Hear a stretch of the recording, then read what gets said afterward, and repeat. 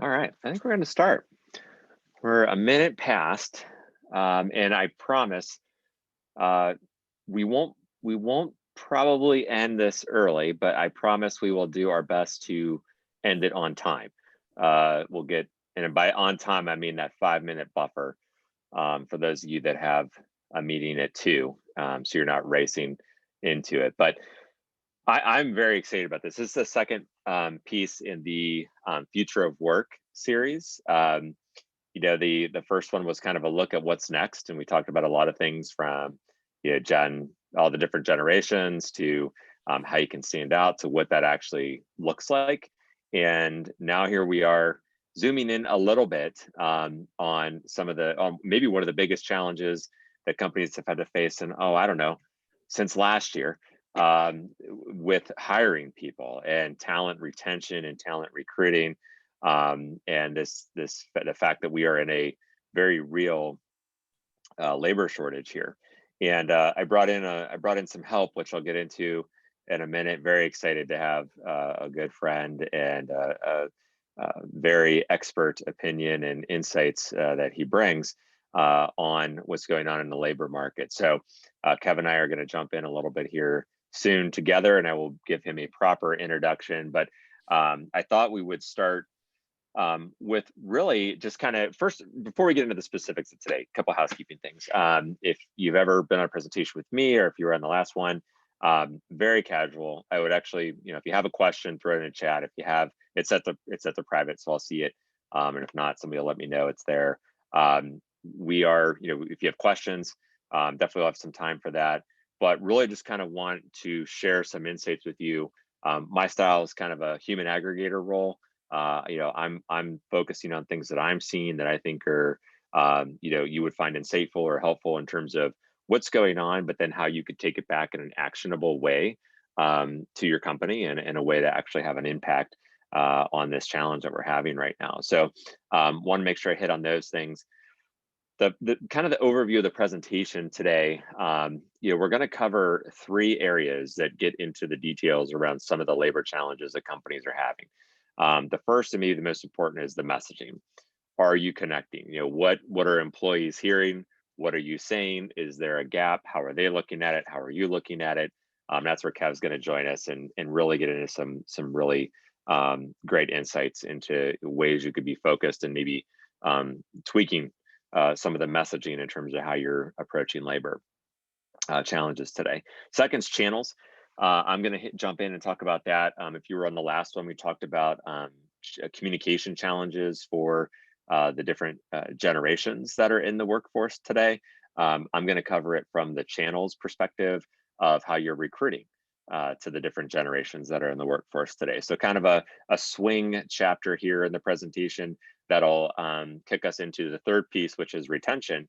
And one that I think we'll probably get our hands around a little bit more in a conversational and casual way, where Kevin and I are both going to talk about the retention aspect of, yes, you're out here trying to promise new and potential employees, come work for us, but what about those guys that have been there all year, for the last year through the pandemic? It's like, hey, what about us? We don't want to lose that because we have a great workforce. We want to add to it, not be subtracting from it. And as you're going to see, a lot of job openings and a lot of people going after not only people on the market, but people that may not be on the market. So you want to be sure that you're doing everything you can to retain those employees as well. So that being said, the last presentation, if you weren't here, I opened up with some numbers that were kind of, give us a soft opening into the topic. And I wanted to do the same here because there's some, as is always the case, if we're talking about it, there must be a reason. And the reason is, this is a major challenge right now. The labor shortage, the staffing shortage is a major challenge.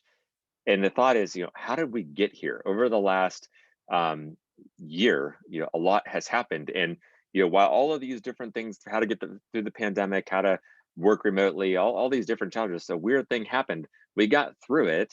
And as we got through it, we're like, whoa, we need to staff up. And the labor shortage is very real. So do the numbers support that to show that what we're actually seeing? And yes, they do, and they're pretty big. So I wanted to get into them a little bit with you, just to show you Some you probably know, and these are all sourced, but some you probably know, but some you might not know, just how much of a challenge we're up against. So the first 9.3 million job openings in April 2021. That is a lot of job openings. We haven't seen a number that high since the previous month, 8.3 million in March of 2021. Kind of going in the wrong direction there if we're talking about, the shortage and how we're trying to actually deal with this and support this. So it's very real. We're seeing so many challenges around it, but the fact is the challenges are real because this is real. The numbers are going up. And that's the highest. You might be thinking, okay, well, that seems like a lot. That's actually the highest since 2000. And let that sink in. 20 plus years, we haven't seen a shortage this magnitude in over 20 years. So what we say about like a lot of that's when I don't want to say that's when I entered the workforce, Kevin. I came into the workforce in 2000, and that's a long freaking time. So when you think about it, we're saying like, well, what have you seen? Well, let's see. I've seen a natural disaster. I've seen labor shortages. I've seen a pandemic, a once in a generation pandemic, a housing shortage. We've seen it all in these 20 years. And we talked about that in the last presentation about how leadership has had at all levels of an organization have had to deal with some of the most unique challenges. Here's another one, but we're ready for it, right? I mean, we came through last year. We can deal with this. We can tackle this. If you're wondering, which I was, and this is a great part of the article that I'm sourcing here, is the market that was hit the hardest, leisure and hospitality. And I think that's probably not surprising because they had the dip that they did in the pandemic.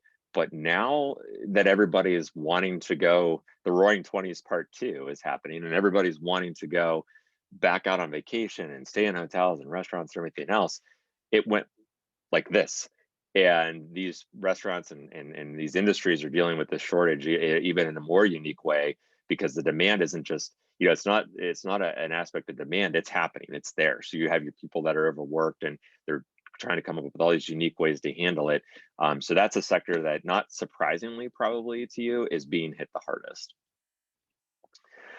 This was interesting to me, because we talk about why people might not be coming to work, or some of the things that they're challenged with. Well, we came through a really scary time, as we mentioned, and one of the factors here is we have 9.3 million unemployment rolls, which is people that are wanting to claim unemployment benefits for a lot of different reasons, and it was in May 2021. So this is just last month, and the reason is childcare issues that are very documented, very real over the last year, pandemic fears, and then the unemployment benefits that are there both at the federal and state level. That's not a political statement, that's just a very objective statement, have contributed to this. And this is, again, a number that's really influencing the challenge that we have right now.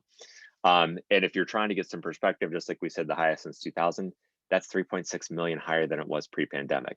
So it's not like it's, we made it through the pandemic, but oh, by the way, you now have these numbers that are not just close to pre-pandemic, they're blowing way past they were pre-pandemic. So we have to figure out how to work remotely, how to onboard employees, how to get ramp back up in the supply chain, how to deal with shortages in the supply chain, how to deal with inflation. And oh, by the way, we got to figure out how to do it with the labor shortage. So again, not trying to beat a dead horse here, but the reality is very, very clear when you look at the numbers in this regard, that these are very unique situations and times that we're dealing with that we may not have expected fully a year ago. So what about the quits rate?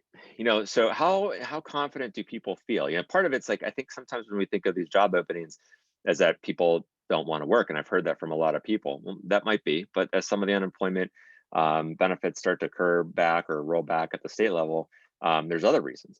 And this quit rate, that's a sign of employee confidence that they can go find a job somewhere else, is up. It's almost 11%.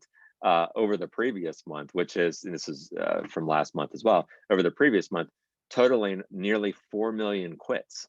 So we're not only dealing with trying to fill open positions that we know about, we're talking about now having to be prepared to deal with more open positions as they're becoming available and open more quickly.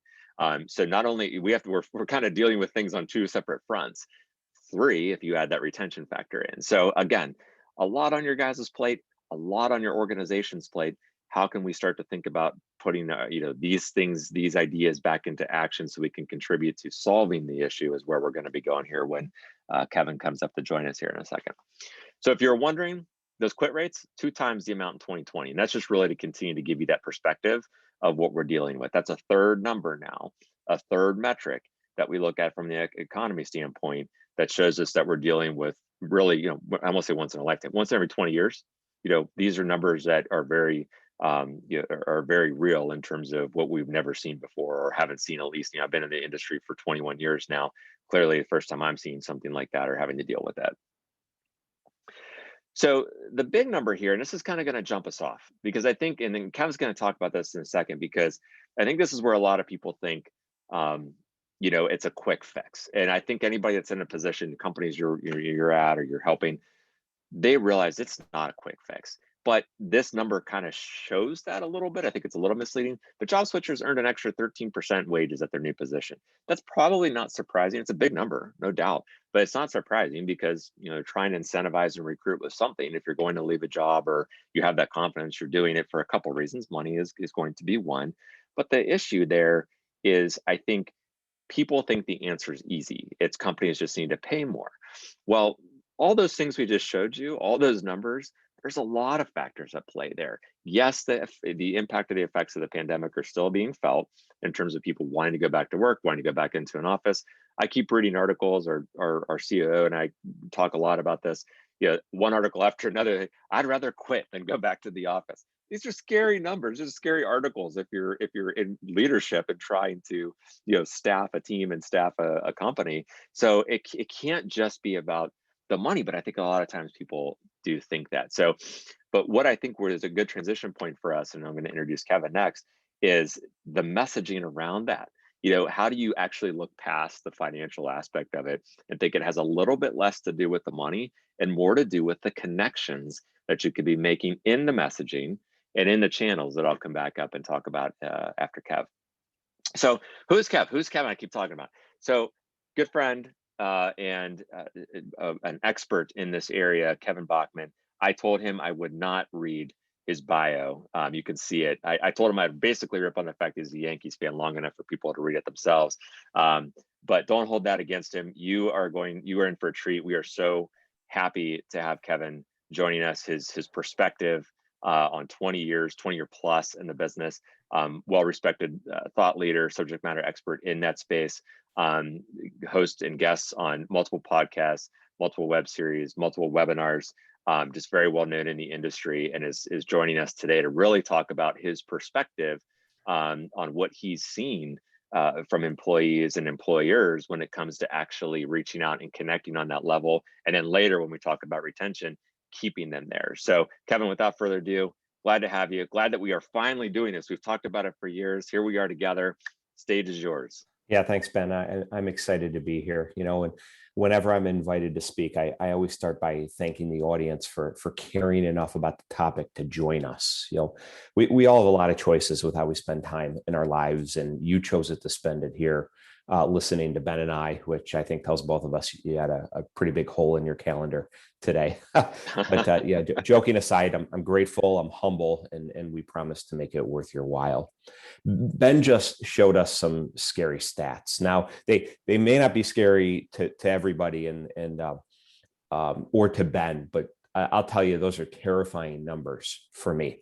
I'm not saying run for the hills, head down into the basement bunker, there's no way out. But my point's to say, well, these numbers are supremely scary to a business. I know I'm talking to a group of people who are perfectly positioned to help their company out.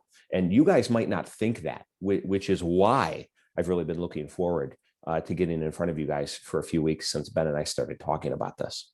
On a macro level, there's about 8 million people who had a job about a year ago who don't now. And like Ben said, there really is kind of this divergence of haves and have-nots. In one case, and there's a huge skills gap, or a child care, a parenting, a work from home, or a teach from home gap, which is keeping some people out of the labor market that really, really want to be in it. I don't see it as I'd rather just sit home and collect unemployment. That happens on a small level, but really in large part, you have a number of people who are saying, do I want to do this with my life?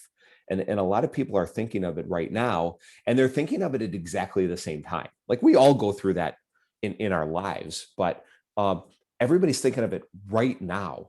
And that is what's making it really, really hard for HR leaders, recruiters, talent acquisition directors. With that, though, is an opportunity for growth. And by growth, I mean for you to prosper and get recognized and rewarded for your efforts.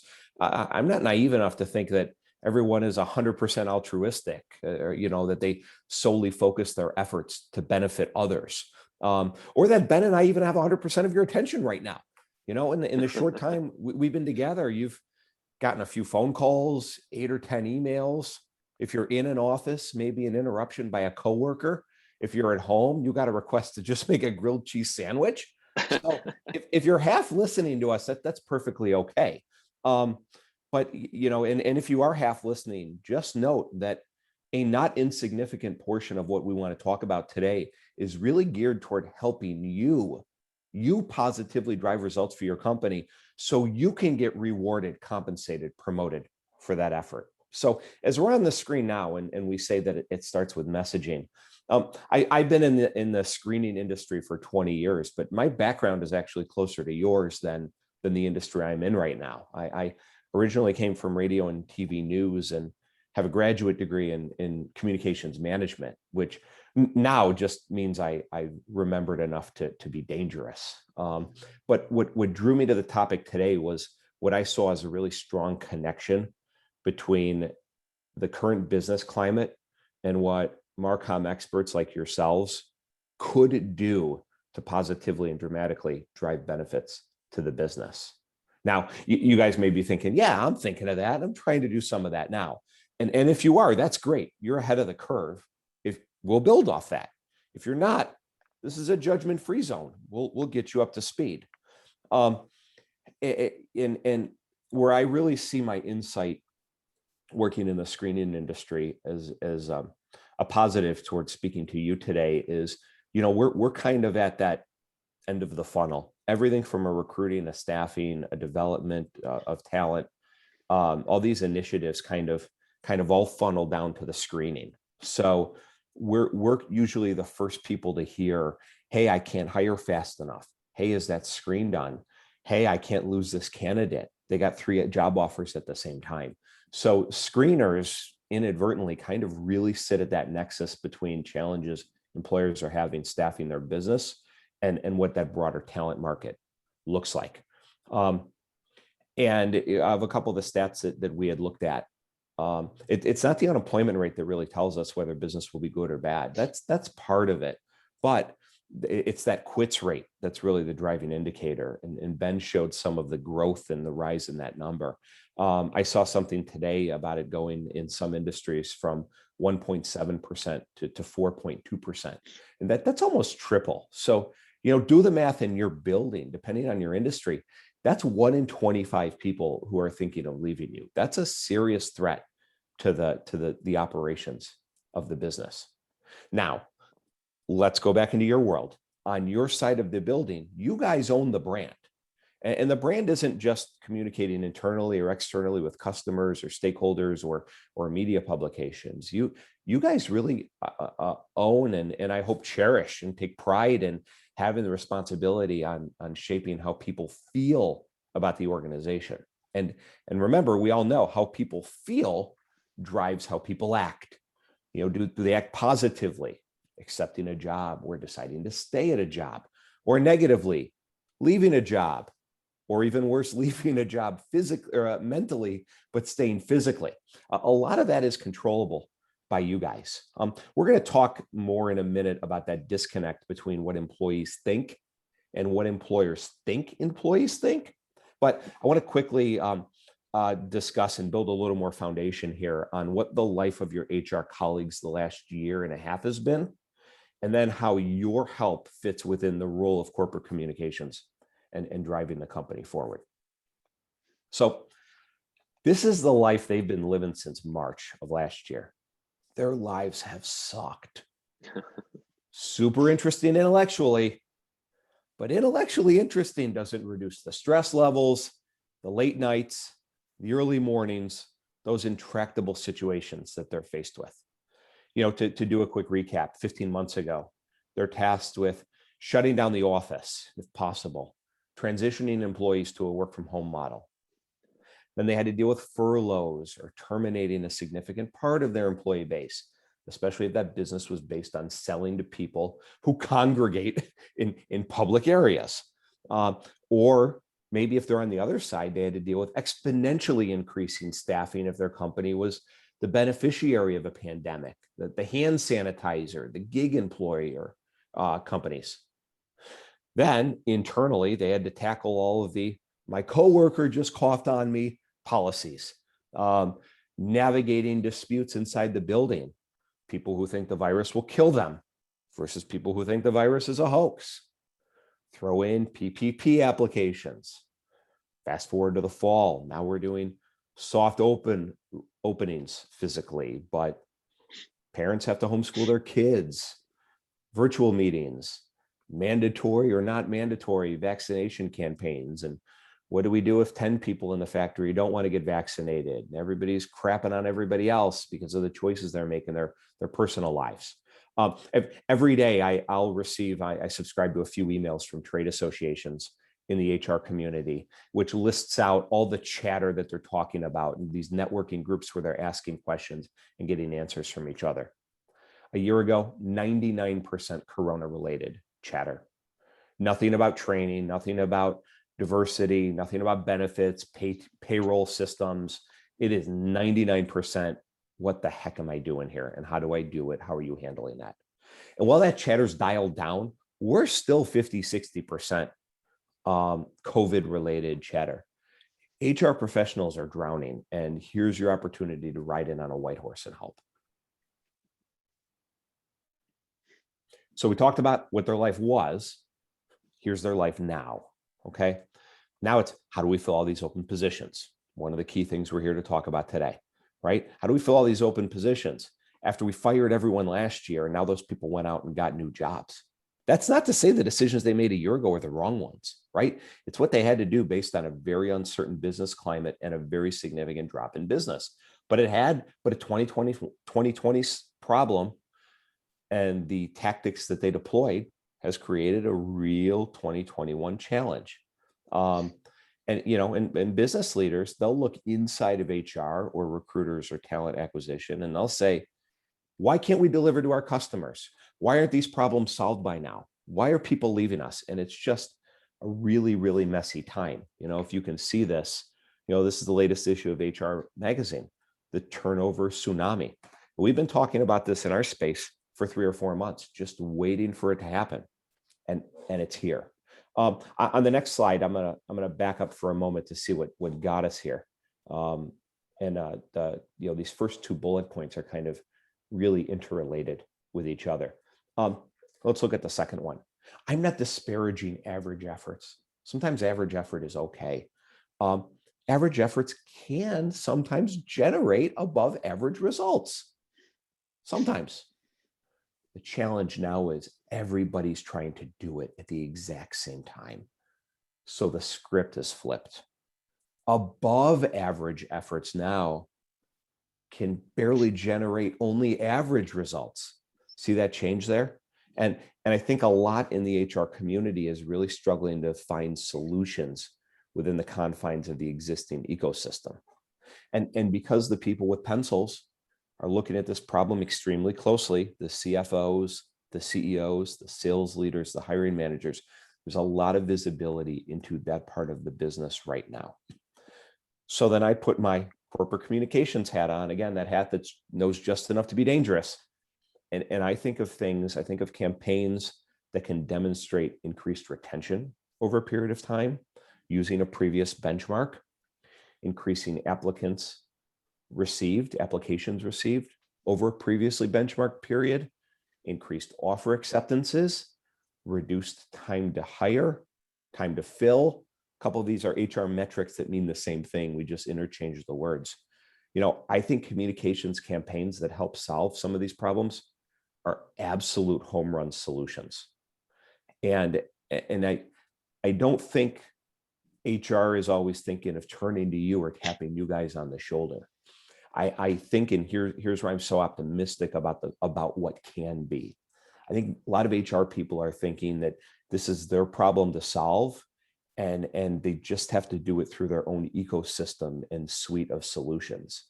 And maybe you're not thinking of them either. You might, and you're here today because you want to accelerate that efforts. And hopefully we're helping you with some of these ideas. But if you're not thinking about this connection already, I think it's a partnership that can really, really pay dividends. So let's go back to that notion again for a second of what employees think and what employers think. Employees think. So like I said at the beginning, corporate communications is the keeper of the flame, the keeper of the brand. And I think this is a good lay of the land here. And we won't spend a lot of time on this slide, but I really think the power pendulum has shifted 180 degrees.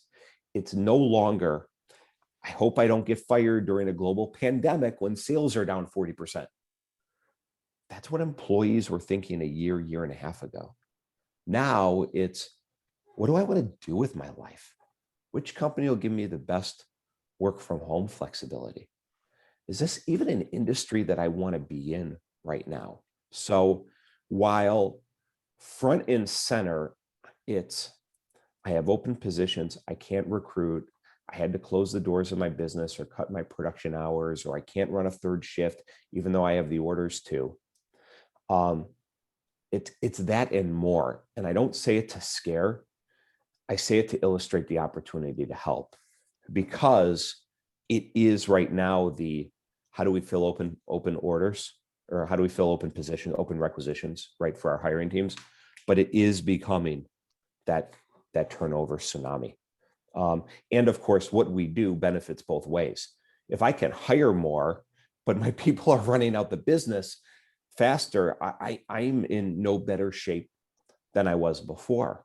And not only am I in no better shape, you can argue that I'm in worse shape because I've lost all that institutional knowledge. Yeah, somebody accepted my job offer and they start in 2 weeks.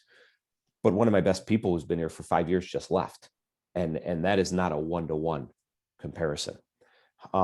So let's now look about how HR is changing. What are the things HR is starting to think of? So HR is changing, and so should you. We can help with this. And again, this is what's so exciting. This is the cool stuff. You're not wasting your creative communication talents on messaging that says, come work with us because our healthcare premiums are 4% lower than our competitors, or that you offer competitive wages and benefits. And yes, I'm using air quotes here, for everyone that wants to pay competitive wages and get above average results. This is where Marcom experts, you guys get to talk about what I think are some really cool things for your company, what it is or what it's pivoting to become. HR doesn't know how to weave creative concepts that you guys can help them with into messaging campaigns that attracts or retain workers, as well as you guys know. They're out there working with their applicant tracking systems or Indeed or LinkedIn, and they're sharing the best message they have to recruit talent the best way they know how. Where I see underutilization is those campaigns aren't as strategic or high-end or creative. They're not as persuasive as the things that you guys can do. And I see things that your organizations do or Kia Communications may help you with, and they are really cool concepts. And they're things that, for me, they move the needle. And for people recruiting, I just don't think they have the capacity or expertise to craft those messages the way they can with your support. And what's the best part? If I go back to the idea of how this can benefit you, your departments personally, because it's such an extremely quantifiable time, it's a great professional portfolio opportunity for you, each of you watching or listening today, because of the numerical results that you can create. So as we kind of wrap up this portion of the hour together, or my 15, 20 minute soliloquy here, a hand-in-hand partnership with a team inside of your building that is really struggling and, quite frankly, running on fumes. They've been sprinting for 15 months. I really think that can and will have a meaningful impact on the business, especially if your competitors aren't doing this, or internally they're just whipping that horse, expecting it to run faster, and they can't understand why it isn't. The horse is tired. HR's tired. You guys are the relief pitchers. All right. Bad metaphor time's over. Now Ben's going to share some thoughts on how to create and deliver some of those messages. Yeah. So, Kevin, you're, I think I'm driving, so I can go back a couple slides if I want. Well, maybe I can't.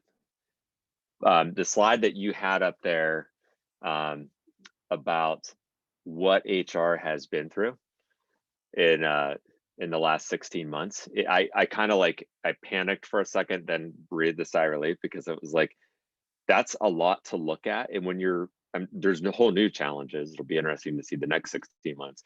But when you're on the other side of it, it's like, companies have come through so much. And I think very rarely, we talked about this in the last webinar, I think very rarely do companies actually stop for a minute and just realize and consider what they've come through. Do you see that? Do you find that a lot? I know you're you're on the front line a lot of times. You're seeing that like minute to minute. There's no time. I'm assuming there's no time for celebration in your world. It's on to the next, right? It's that fast paced. It really is.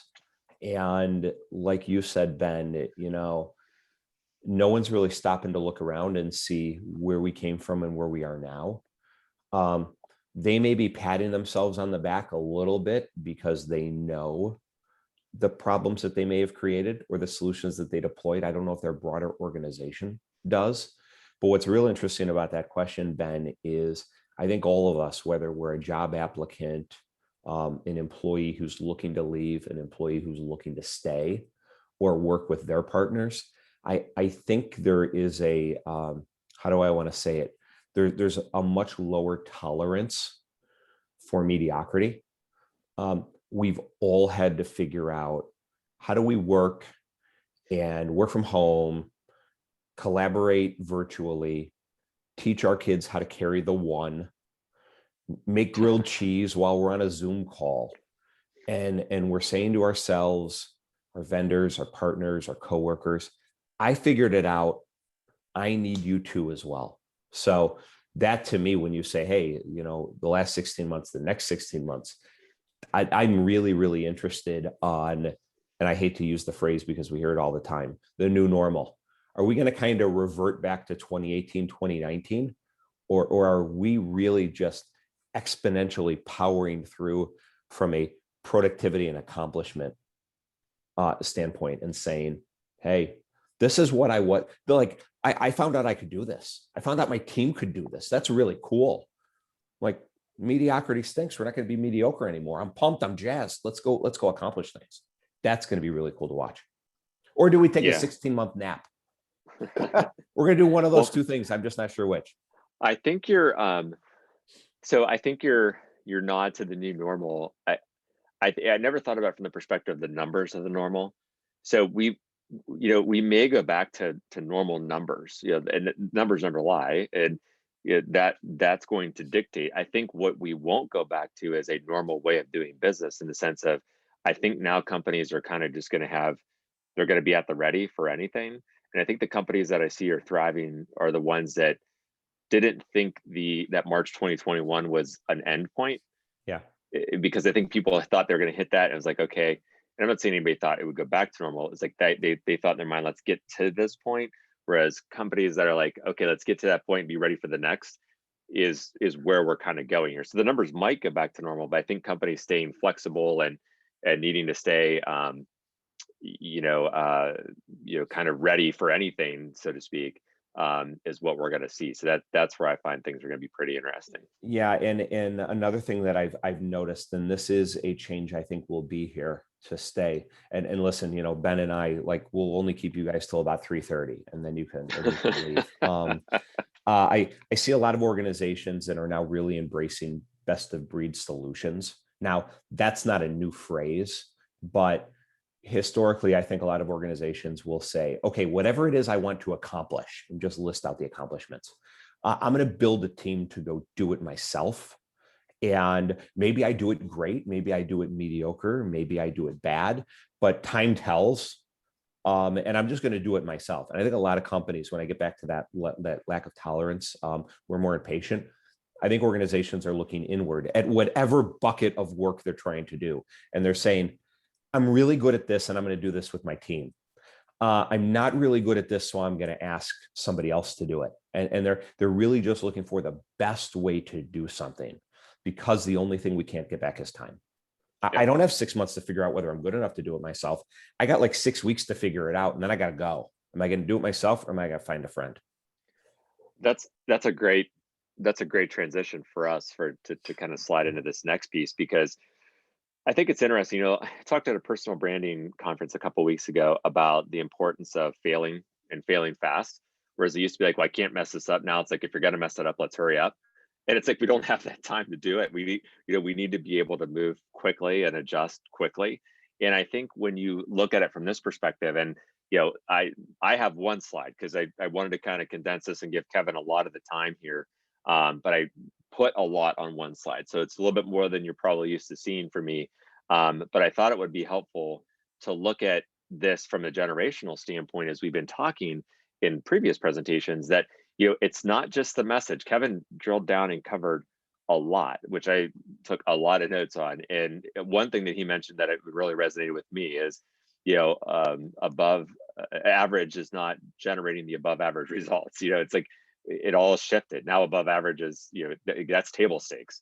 And Absolutely. that goes into play here with the different channels, because trying to shove everything through one channel and try and recruit because of the interest of time is you don't have that luxury anymore. But at the same time, you don't have the luxury of time. So how do you do all of this? Time, message, make sure you're hitting the right things, make sure that you're supporting HR in the right way, in the best way possible. So I looked at this from a channel perspective, and I found a tremendous breakdown, which I synthesized here for this slide, on how to approach recruiting to different generations. So I looked at it from the sense of a couple things. One, we could talk channels, like specific literal, like context management, which we will. We could talk about that all day long, but there's some specifics, and not just channel is no longer just the device. It's how they're looking at it, how they're responding, what you're saying, in addition to the actual device. Because I think for a long time, people saw this as the channel, or this is the channel. Now a lot goes into play and how you get the most out of that channel. So we're going to take a look at that. So I did, just like I did last time, I looked at, there's 5 active generations, but we're going to look at the 4 that make up 98% of the workforce. So the first up's baby boomers, and the channel consideration there is realizing that traditional still matters. I think a lot of times people think like, well, I got to do all these new and different way. Well, no, sometimes you have to still have the traditional approach to applying for a job, and obviously there's how you address the job and the job description. All that is, I'm taking that out of play, but how people are finding out about work. And an example is targeted ads for targeted returns. You're thinking about a specific ad, or a billboard or something like that, that's going to reach a very specific group. That serves a purpose. It serves a very real purpose, and your metrics and your anticipation of those metrics is going to be higher. Don't sell yourself short because you think you're not going to reach everybody. You might get a high return in this group, baby boomers specifically. And what they're looking for, some things, and we talked a lot around messaging, but Cav had that slide about how employees are looking at this. And from a baby boomer standpoint, flexibility and benefits, that's not a surprise. It's not a huge surprise. But a lot of companies are like, oh, if I just had a 20-hour person, or if I just had a 6-month contract.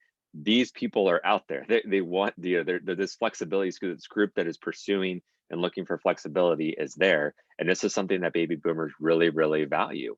And one thing to know as you're thinking about how you're going to be phrasing that messaging, and thinking about it in the channel, get to the point. They don't want a lot of the this, that, this. They want to know, what's the job, what's my role, what do you need from me? And that's actually a luxury from a communication standpoint, because you can just get to the point a lot faster. So some things to keep in mind for the baby boomers. Gen X, yes, I'm biased to Gen X. You guys know this.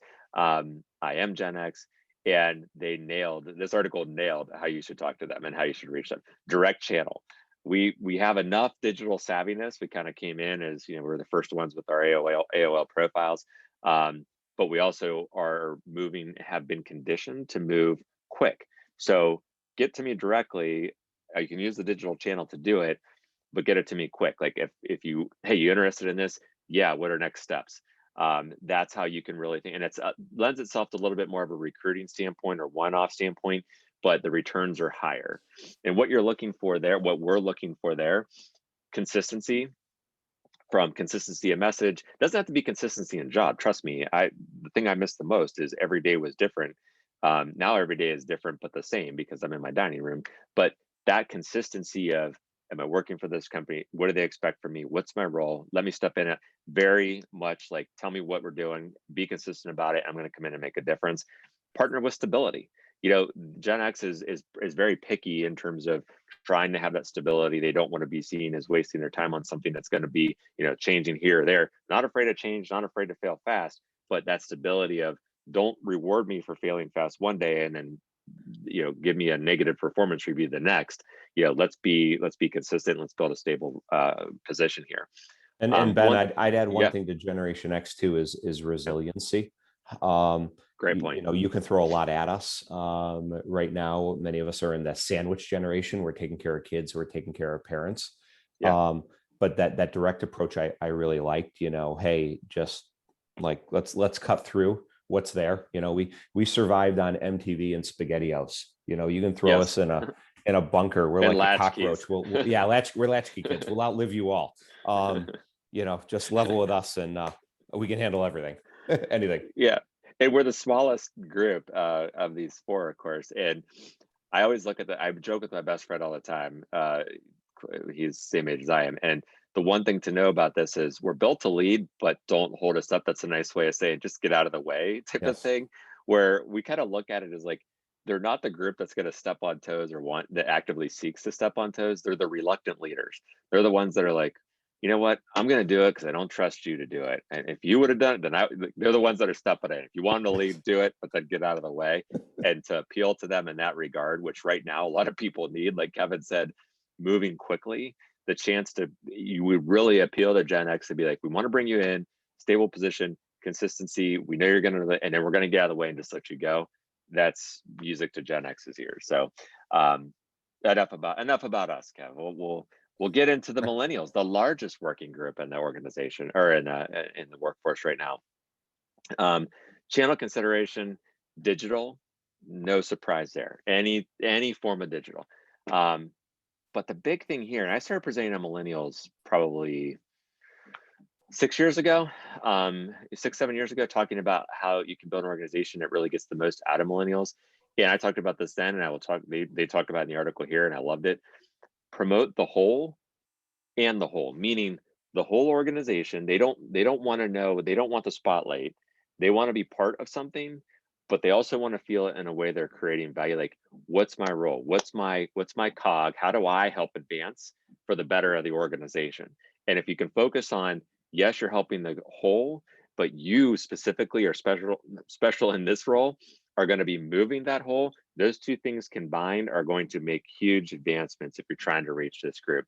And it's no surprise then, as you talk about what they're looking for, relationships. I could put relationships 3 times on here and you would get the point, but that's the biggest. Connections, they want to connect more than anybody. They will be the first ones to go to after work events. That's what they're seeking out. And mentorships. Here's the interesting thing, Kev, I'll be interested in what you have to say about this. From a mentorship standpoint with millennials, it used to be seeking mentorships, but as that first wave of millennials hits 40, they're actually kind of at this tipping point where they see themselves as the mentors. They're a little reluctant in it because they still see themselves as learning, but they're starting to want to give back in that mentorship role. Are you seeing that? Yeah, and I like how you said that tipping point. It's like holy crap, I'm the mentor now. Right. because there's still so many people I can learn from. The CEO of my old organization is probably in his mid to late 70s right now, and he's an extremely valuable resource for me. Yet I will do networking events at John Carroll, where I went to school, a couple times a year, and I graduated before those kids were born. So really, that is kind of that weird dynamic. I agree with you. Yeah. And back to that point of the hole in the hole, they want the career path. One thing to know, they want the career path, and it plays off perfectly with what Kevin was talking about with the mentorships, but not how we define. I think we mean Gen X or maybe traditional leadership. We might put them on this career path that you're going to go here, then here, then here, then here. They see themselves staying in the organization, but they're not going to go up a ladder. They Yeah. might go out in a circle. Like they might jump into a different category, reskill, and stay part of the organization. So a career path is, we want you as part of our organization on your terms in a way that you can grow and advance. So keep that in mind from not just the channel, but how you're triggering that in the channel. Yeah, much of my thoughts on, hey, my excitement on speaking to this group was pointing out how this group can personally and individually benefit. That's how that group then that you're talking about feels. Yeah, absolutely. So Gen Z, Gen Z, I love Gen Z. They're going to change everything. It's a digital world from a channel, and you might think, well, digital, yeah, that's what you said about millennials. No, no, no. I mean, digital everything. It's not just traditional digital channels. They want to find out about your company. They want benefit. They want every single thing on a digital channel. They view, I think I talked about this in the last session. As a matter of fact, I know I did. They don't view in person as shaking hands in person. This is in person to them. They live in a digital world. So thinking about how everything becomes digitized and digitalized is a really big part of how you should be approaching the channels for Gen Z. What they're looking for, as I said, they're going to change everything. Anything, anything can go. Approach them, recruit them, talk about different positions. They're not going to go through traditional channels of college. They are ready to go immediately. They have been brought up thinking, we're going to go in, we're going to contribute, I'm here to lead. They kind of have a little bit of Gen X in them with that regard, but they want that immediate chance to contribute. And when you think about one thing to know about talking to them, they're huge on benefits, but not in the boomers benefits mode. They see benefits as work from home, a lot more flexibility. Are you going to pay for my reskilling opportunity? Are you going to reward me with a vacation if I do this? It's a lot more non-traditional benefits that they're looking for. They look at the whole package versus that salary and then the benefits. We could go really deep into any of these, but to kind of summarize it for this topic, these are just meant to be some things that you can kind of keep in mind as you're approaching these channels, because we don't want to just blanket all of our potential employees. There's that delineation out there that we can really start to apply some of these things to target specific generations.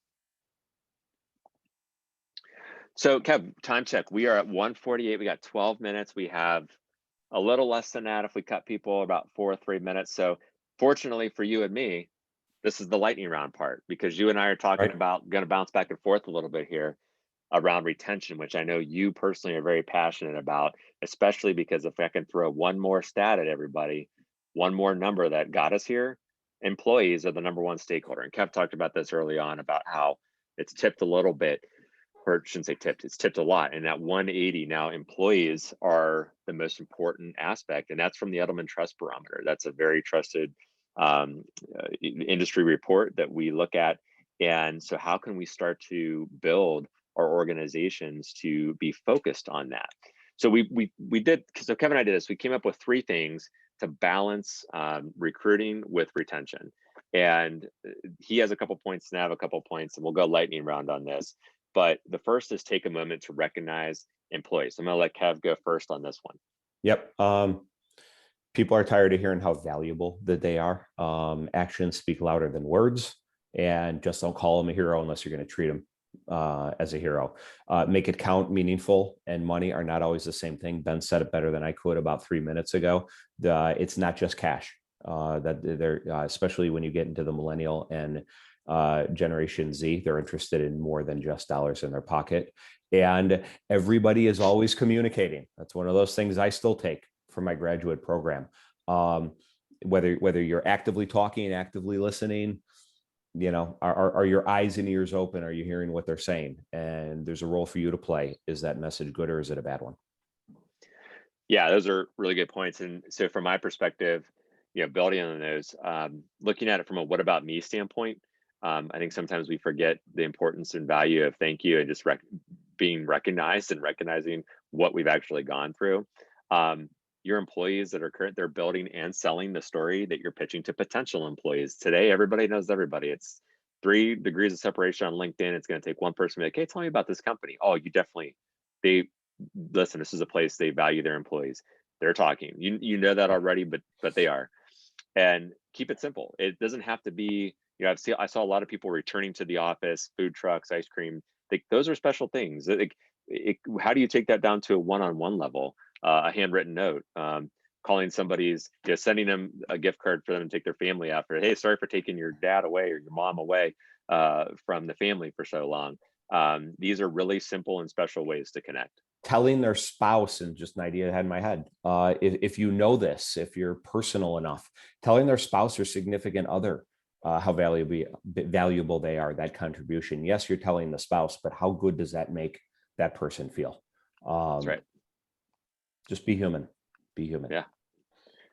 So one of my favorite things. Yeah, listening, right? Be human. Yeah, hit on it before. We're all burning it on both ends. In 45 minutes, I'm putting the parent hat back on. In a couple hours, may wear the caregiver hat. People are in a lot of different places in any given day, and extend a lot of grace to them. They're having conversations, like Ben had just said. One LinkedIn post, that's more than just 2 people talking to each other. It could be 200 people watching that and following that conversation. And as sometimes I learned from my wife, you don't need a problem to be solved. You just need to be there to listen. That's it. Just they want to blow off steam. They just want to tell a story. Just shut up and listen. Yeah. Well, and listening, what do you want to know? I think sometimes from the listening, the hard part's getting the questions right. Because employees are going to tell you what they want you to hear. But thinking about putting it about them, this is that second point. How do you make it about them? There's the things that you should be most focused on right now, outside of obviously shortages, are how to keep it from being furthering that labor shortage. How to make it about them? What questions will tailor it so they know that you're asking about them? And then how do you keep it actionable? I think the biggest thing here is always think small, think fast. You might have an issue that might need 6-8 months to be resolved, but what can you do in the first 2 weeks to show that you listened and are acting? I think sometimes that goes longer than even the longer term solution with employees. Like, oh, they actually listened. You actually took my advice. You actually do it. Sometimes that goes a long way. So making sure that we're doing active listening. Yeah. So we're celebrating. Let's celebrate, Kev. Yeah, they've chosen to work for you, or they've chosen to stay with you, or they've chosen to advance through the interview process. Celebrate it for what it is. Honor that. The people who are there, they can be your greatest ambassadors. What drew them in? Let's do case studies, infographics, white papers, testimonials. What can we use to promote? What can we use to show others? Because now it's not just you as the HR manager trying to convince somebody to work. It's the person 2 floors over. They get to tell you that opinion, that independent opinion, is a lot more valuable than the person trying to recruit you. Leverage the ambassadors you have inside of the building. And titles, like, we're all coming out of this, whether we're the intern or the new associate member, 5 years out of college, 2 years out of college, or whether we're the person that's the lifer, they've been at the company for 20 years. We're all, as human beings, kind of living in the same world right now. And let's recognize us, not for our differences, but for our similarities. Yeah. And when we talk about celebrate, I think sometimes people think it's a party, but there's other ways to celebrate. You can celebrate, I know it's the obvious, the anniversary, birthday, but there's also little things that if you have, initiatives internally, you're finding ways for employees to recognize each other. These are little things that you can celebrate on a daily basis that don't have to have a huge party, but still are finding ways to recognize. I have in here, make it a family thing. This is my DE&I plug, because we talk about, Kevin and I talked about spouses in the previous point, but I think when we think about families right now, if you were ever going to revisit how you recruit for or retain employees and creating a safe spot or accepting place for your organization, is how you look at families, and looking past what has long been considered a traditional way of doing it, or traditional way of viewing a family or promoting for a family, is families look a lot different, as they should, and be an accepting and encouraging of that, and making it more about family in general. I think that's a really nice time to actually start to do that, both from a retention standpoint and a recruiting standpoint. And then the celebration fact is that is so contagious. How do you create a program that allows employees to show the love to other employees and coworkers? Because remember, millennials are the largest percentage in the workforce right now, and you know what they care about? That their coworker gets recognition. So if you're creating a chance for them to reward and recognize other employees, you're speaking directly to them. So spread the love, make that celebration contagious. So our last takeaway, so we went quick because we're out of time. We do want to give you guys a couple minute buffer. The big thing here for us as you went through those things is to understand those are from a communications perspective. And you might be thinking there's a lot of things from operations and an administrative standpoint. If we're called into organizations thinking more integrated and bringing communications and marketing into the decision factors, those are a lot of ways to impact organizations from that standpoint. Communication is the most important thing, is to communicate to the most important audience. Well, right now, for a lot of organizations, that's employees or potential employees. So what can we as communicators do to step up and help lead that effort? Hopefully we were able to give you a lot of tools to take back to the organization as you start to take on these challenges, and offer up communications and marketing services to help HR. They need it, as Kevin said in that first section. But if there's questions or thoughts, we didn't leave any time for questions. I apologize about that. But if there's anything that you guys want to connect on, my info's in here, Kevin's info's in here. You can go directly to either one of us. We're happy. Obviously, we're very passionate about this topic, and especially helping companies with a very real challenge right now. Kevin, closing comments. I'll let you wrap us up. Thank you very much. We finally got to do this together. I'm so glad we made it work. Final comments to you.